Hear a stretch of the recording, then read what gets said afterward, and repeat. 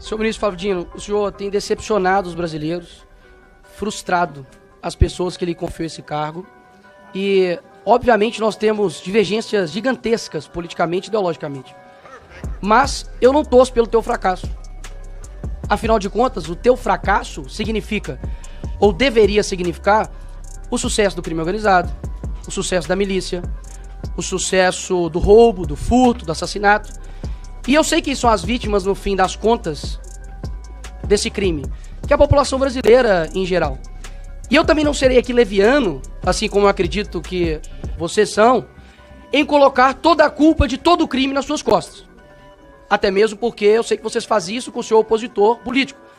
Diga-se de passagem, Jair Bolsonaro. Mas é evidente que o seu trabalho, ou a falta do seu trabalho, tem gerado consequências. Por exemplo, o homem que deveria ser o mais odiado pelo crime organizado entra em um local dominado pelo crime organizado, que é, por exemplo, o Complexo da Maré. E como explicar isso para um cidadão comum brasileiro? Porque a esquerda, que odeia o Bolsonaro, ainda assim, ela confessa de que o crime odeia ele.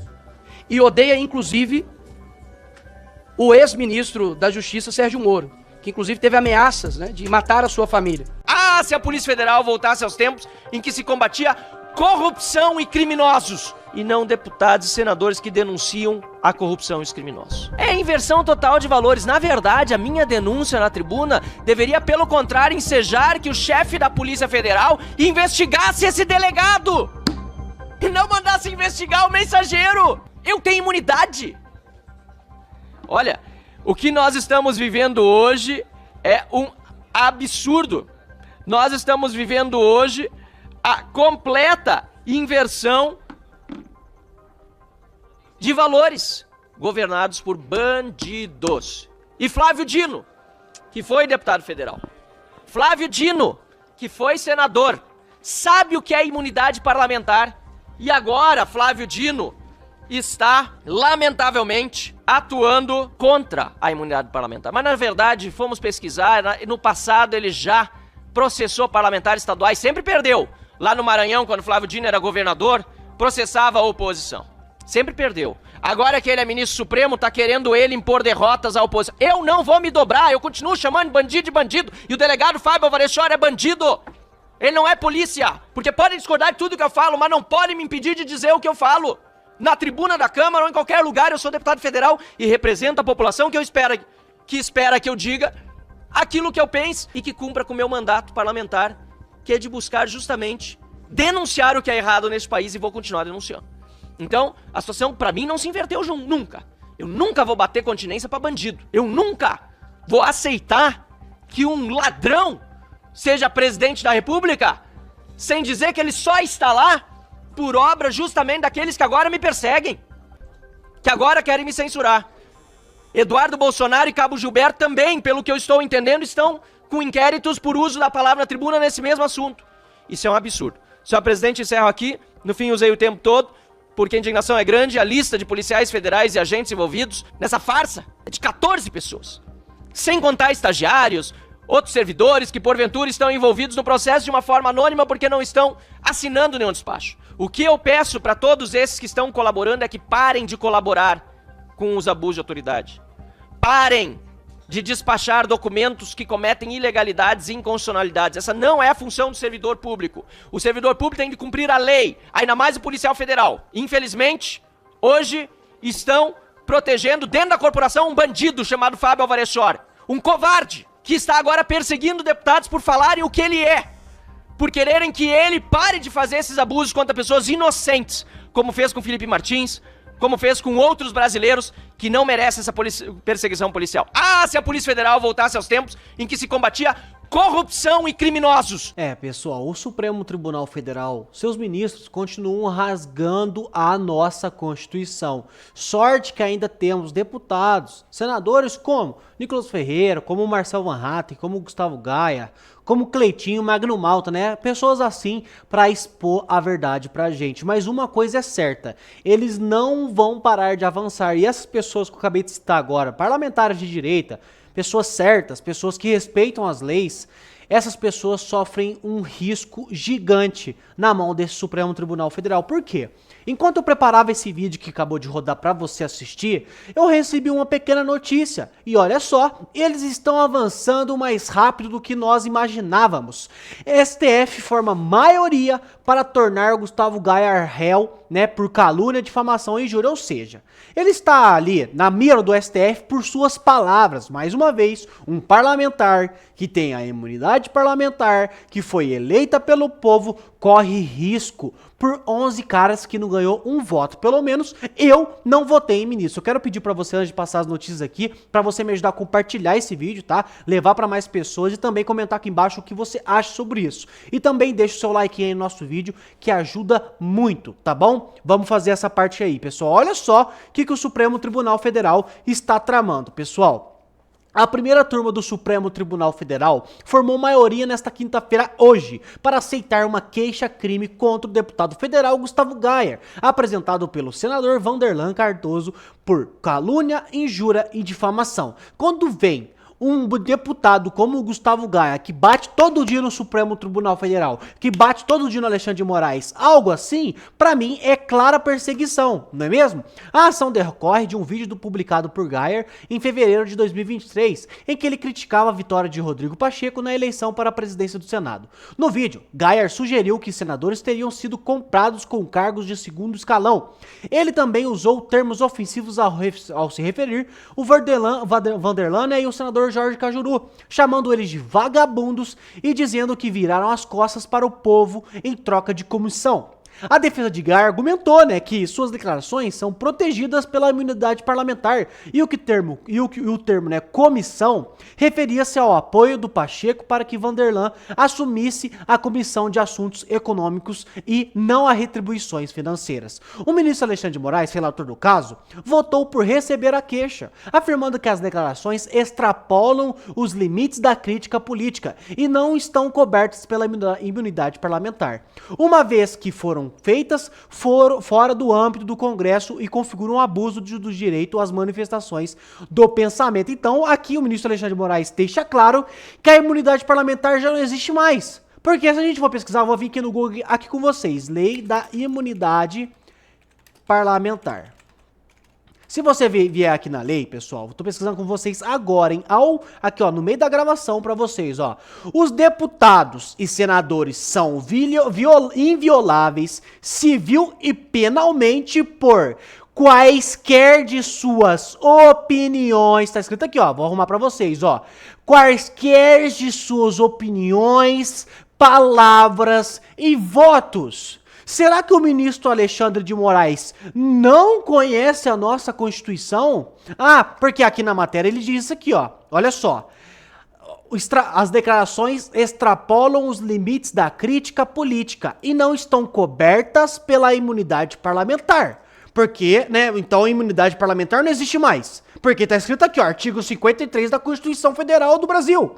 Os deputados e senadores são invioláveis civil e penalmente por quaisquer de suas opiniões e palavras. Então, aqui é mais um fato só queria mostrar pra vocês o quê? Que eles não respeitam as leis, não respeitam a Constituição, entendeu? Não tem respeito por nada. Esses ministros que estão aí estão apenas pra perseguir, pra caçar pessoas de direita e ajudar esse consórcio do mal aí a tomar o poder. A verdade é essa. Então eu queria trazer pra vocês essa informação e mostrar que esse vídeo do Marcel Van Hatten explica 100% do que está acontecendo no Brasil. Olha aí, rapidinho. Se não considerar abuso da minha parte uma última manifestação, senhor presidente, mas na linha do que o senhor disse, o absurdo é que a denúncia que eu fiz não seja investigado pelo ministro, mas o denunciado seja representado pelos seus subalternos. A denúncia que fiz de que esse delegado comete reiterados abusos de autoridade e ilegalidades, inclusive para manter Felipe Martins preso, e tantos outros relatórios fajutos que estão sendo feitos por ele na Polícia Federal,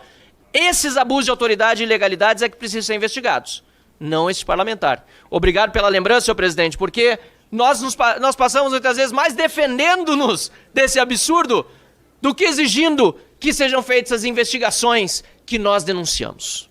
É exatamente isso. Então, hoje no Brasil, vou dar uma dica para você que está aqui me ouvindo hoje. Caso você pretenda aí concorrer a algum cargo político, saiba que Se você achar alguma maracutaia, alguma corrupção, algum abuso de poder, se você for fazer essa denúncia, saiba que a pessoa que você denunciar vai recorrer ao STF contra você. O Supremo Tribunal Federal vai ignorar sua denúncia, sim, a cagar mesmo pra sua denúncia, lembrando que se o deputado parlamentar for de esquerda, tá? Se o parlamentar for de direita, você ganha a causa. Mas enfim, vamos voltar aqui. Se você denuncia alguma maracutaia de parlamentar de esquerda, você está errado. Não pode denunciar. Você vai ser investigado o porquê que tá fazendo essa denúncia por uma denúncia da pessoa que você denunciou. Não sei se você me entendeu. Mas é assim que tá acontecendo no Brasil hoje. Você denuncia, o STF caga. A pessoa que foi denunciada recorre ao Supremo Tribunal Federal e esse cara aí falando de mim. O Supremo Tribunal Federal que não investigou a sua denúncia vai pegar a denúncia do cara que você denunciou e vai atrás de você. Então aqui no Brasil, toma muito cuidado. Se você for, aí condenar, se você for denunciar alguma ação errada na política, é perigoso. O Supremo Tribunal Federal hoje, quando forma a maioria, é pra soltar bandido, pra liberar drogas, pra soltar chefe de PCC, pra tirar a condenação de corrupto, de bandido que saiu aqui com bilhões do nosso Brasil, tá ok? Agora, casos de pessoas que estão denunciando ali, um abuso realmente, aí o Supremo Tribunal Federal não quer saber não, tá? Eu acho que isso aqui tem que ficar muito claro, muito bem visto, porque os brasileiros correm risco. Porque hoje os brasileiros acham que pode criticar o que é errado, mas pro STF o errado é o certo e o certo é errado, pelo visto, tá? Então, pessoal, é uma grande vergonha. Então, pessoal, eu tenho mais um vídeo aqui do seguinte, a gente tá falando de lei, tá falando do STF que não cumpre as leis, tal, pisa na nossa Constituição, e outra coisa que aconteceu essa semana foi, a descondenação do José Dirceu, como eu acabei de dizer, uma grande vergonha, embasamento no quê? Essa é a pergunta, embasamento no quê que ele liberou o José Dirceu? Em abril de 2022 e fevereiro de 2023, o STJ, a terceira instância do Judiciário, condenou o Zé Dirceu a penas que, somadas, ultrapassam 3 décadas de prisão. Os crimes pelos quais o ex-presidente do PT foi sentenciado são associação criminosa, lavagem de dinheiro, corrupção passiva e ativa. Aí, para não ter erro, eu fui lá conferir o dicionário Oxford. E está escrito o seguinte: criminoso, aquele que cometeu crime. Corrupto, aquele que age desonestamente lesando o patrimônio público. Então, a depender exclusivamente dessas definições, o Zé Dirceu é as duas coisas. Mas, além disso, o companheiro de Lula já havia sido condenado pelo mesmo crime de corrupção no escândalo do Mensalão, julgado pelo próprio STF. À época, o relator do caso, o ministro Joaquim Barbosa, afirmou o seguinte, aspas, o conjunto probatório, o conjunto das provas, coloca o ministro-chefe, Zé Dirceu, em posição central da organização e liderança do esquema criminoso como mandante. É fato público e notório que foi Dirceu o principal articulador do Mensalão e que se ocupou disso de forma intensa. Fecha aspas. Percebam que o petista José Dirceu foi condenado em todas as instâncias possíveis 2 vezes pelo mesmo tipo de crime. E por essa razão, pela prática reiterada do ilícito, nós poderíamos, em tese, nos referir a ele como um criminoso frequente, um corrupto inveterado ou um delinquente habitual. E alguns foram ainda mais longe. O ministro Gilmar Mendes chegou a afirmar em entrevista à Globo em 2015 que o governo do PT tinha um método de governança corrupta e seguia um modelo cleptocrata. Para quem não sabe, cleptocracia quer dizer governo de ladrões. Naquela época era permitido chamar corrupto de ladrão, hoje em dia, sinceramente, eu não recomendo, é muito ofensivo. Mas qual não foi a minha surpresa quando eu soube que aquele mesmo ministro, cheio de opinião, que denunciava na TV a ladroagem na Petrobras, foi quem decidiu sozinho pela anulação que pode beneficiar justamente o principal condenado no Petrolão. Gilmar Mendes afirmou que o juiz de primeira instância, que foi considerado suspeito para julgar Lula, por extensão, também deve ser considerado suspeito para julgar Dirceu. Acontece que o Procurador-Geral da República se opôs a esse argumento criativo do ministro Gilmar e ainda lacrou, aspas, não se repete decisão para casos que não sejam iguais, fecha aspas. Vale lembrar também que a ministra Carmen Lúcia deixou muito claro que a suspeição do juiz no caso de Lula não deveria ser aplicada a outros casos que, aspas, tenham sido conduzidos pelo mesmo julgador, porque em relação a cada parte, cada juiz se conduz de uma forma, fecha aspas. Por tudo isso, eu conto com a sua empatia. Se coloque no meu lugar. Eu sou um crítico profissional em tempos de censura que precisa escolher a dedo as suas palavras. Se eu for fiel aos fatos e à língua portuguesa, eu posso ser acusado, ainda que injustamente, de ofender a honra de gente muito poderosa. Mas no caso do Zé Dirceu, a decisão do Gilmar Mendes ainda é recorrível. E o perdão judicial, concedido pela Dilma Rousseff, apenas extinguiu a sua pena e não o seu passado. Eu ainda posso afirmar, sem medo, que Dirceu é criminoso e corrupto. Pois é, pessoal, não se pode mais falar disso, né? Do Lula. É perigoso falar do Lula isso. Então, o Brasil hoje é literalmente o país da mentira, onde falar a verdade virou crime. O Supremo Tribunal Federal instalou isso. Não é à toa que saiu aquela pesquisa no Estadão que 74% do Brasil acha que o STF ajudou na volta da corrupção no Brasil. Ajudou, né, a validar a corrupção. Por quê?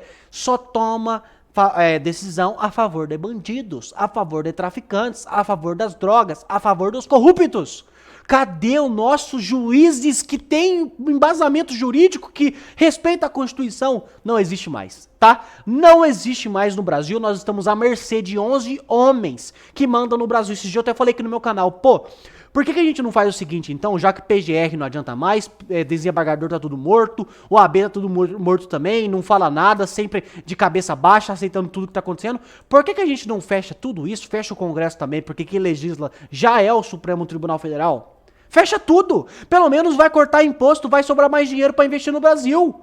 Fecha tudo, só eles mandam, só eles fazem o que querem. É realmente assim, uma situação entristecedora que a gente vive no Brasil, mas que a gente não vai poder parar de lutar nunca. A gente vai entregar o Brasil na mão desses caras, pros nossos filhos, pros nossos netos? Eu acho que não, acho que ninguém quer isso aqui, tá ok? Então eu queria pedir a sua ajuda para me ajudar a compartilhar esse vídeo, levar para mais pessoas, é muito importante que o povo saiba o que está acontecendo. E também peço para você a sua ajuda, a me ajudar deixando o seu like aqui embaixo. Você deixando o seu like, você ajuda a engajar o vídeo, mostra que você tá gostando, e aí o YouTube, o Facebook, ele engaja para mais pessoas, e isso ajuda demais para que mais pessoas saibam da verdade, tá ok? Eu quero pedir mais uma coisa, para você comentar aqui embaixo a sua opinião, o seu pensamento, é muito importante você se impor, tá bom? Muito obrigado a todos e até a nossa próxima notícia.